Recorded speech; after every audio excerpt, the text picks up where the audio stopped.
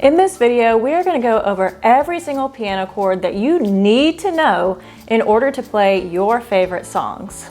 If you learn all of these types of chords, major, minor, diminished, seventh, and so on, you're going to be able to play your favorite songs in a snap.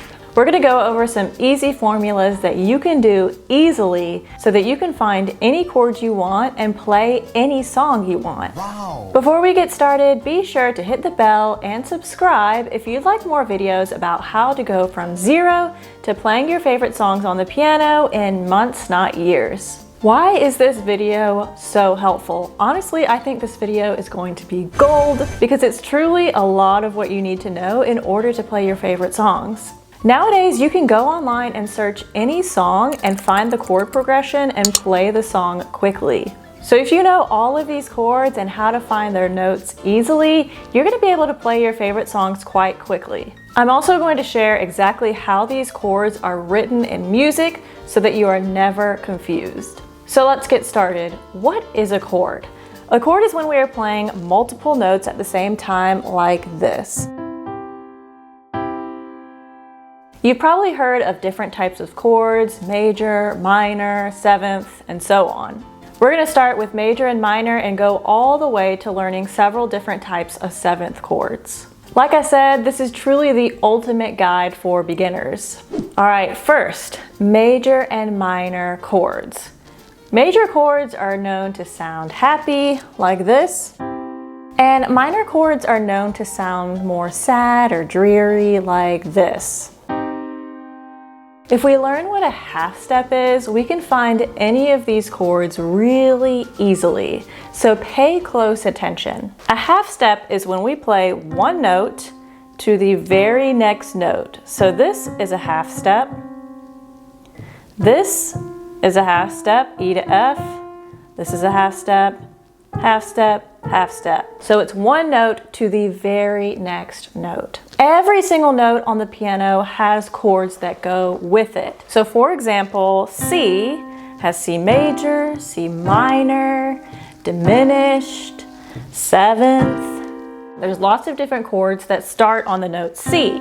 And you could do that again with other chords like D, there's D major, there's D minor, and so on. To find the notes of these chords, I'm going to give you some very easy formulas that you can use and find them so easily. A major chord is always going to be the formula 4 plus 3. And by that I mean 4 half steps plus 3 half steps. So let's try to build the C major chord and I'll show you exactly what I'm talking about. What I say to my students is to say the first note, C, and then we're going to count 4. 1, 2, 3, 4. So the second note in the C major chord is going to be E, and then we're going to count 3. 1, 2, 3. So the third note in the C major chord is G. So we have C, E, G, that is C major. Let's try another chord just for an example. Let's do A major. So find an A. We're going to count 4. 1, 2, 3, 4. So the next note is C sharp, and then we're going to count 3. 1, 2, 3. So the next note is E. So the notes of the A major chord are A, C sharp, E. The minor chord formula is going to be the exact opposite of the major chord formula, and that is 3 plus 4 half steps. So let's try to build a minor chord now. Let's do D minor. We're going to start on D, say the note D, count 3, 1, 2, 3. So the next note is F, then count 4, 1, 2, 3, 4. That means the notes of the D minor chord are D, F, A. Let's try one more. How about G minor? Find G, say the note G. We're going to count 3, 1, 2, 3, and then 1, 2, 3, 4. That means the notes of the G minor chord are G, B flat, D. Now, how are these chords written in music? So if you look at some sheet music like this, you'll see different chord symbols. For major chords, we typically have just a capital letter. So for example, if the chord is C major, it's just going to be a capital C. If the chord is A major, it's just going to be a capital A. For minor chords, it's usually going to be the letter capitalized with a lowercase m next to it. Sometimes you might see it just as a lowercase of the letter. So for example, you might see a lowercase a and that's it. Or you might see a lowercase c and that's it. But most of the time in popular music, you're going to see that uppercase letter with the lowercase m. Now there's actually tons of ways that musicians write chords, but the ones I'm giving you in this video are the ones that you're going to see 99% of the time. So basically, major has an uppercase letter, minor has an uppercase letter with a lowercase m. All right, our next set of chords are going to be diminished chords. Can you believe it? Diminished chords actually sound even darker and sadder than minor chords. It's basically like a super minor chord. So this is what diminished sounds like. To give you some context, here's major, here's minor, here's diminished. So you can hear that super minor, dark sound. The formula for diminished chords are going to be 3 plus 3 half steps. So let's show you an example of that. Let's find C diminished. I'm going to say C, 1, 2, 3, and then 1, 2, 3. So C diminished is always going to be C, E flat, G flat. Another example could be A diminished. We're going to say A, we're going to count to 3, 1, 2, 3, and then we're going to count to 3 again, 1, 2, 3. So we've got A, C, E flat. Diminished chords are written with an uppercase letter with the letters D-I-M next to it. Before we get to our next chord, let me know in the comments which song are you excited to learn once you really have a good understanding of these chords down. Let me know. All right, our next set of chords are suspended chords. These chords are so beautiful. I love suspended chords. You hear them in songs like Free Fallin' by Tom Petty. Here's an example. When I'm playing Free Fallin', the first chord is F major. Then we have B flat suspended 2. Back to F major, then this is C suspended. And it just keeps switching. That's why this song is so good. Suspended chords are basically chords that create a little bit more suspense.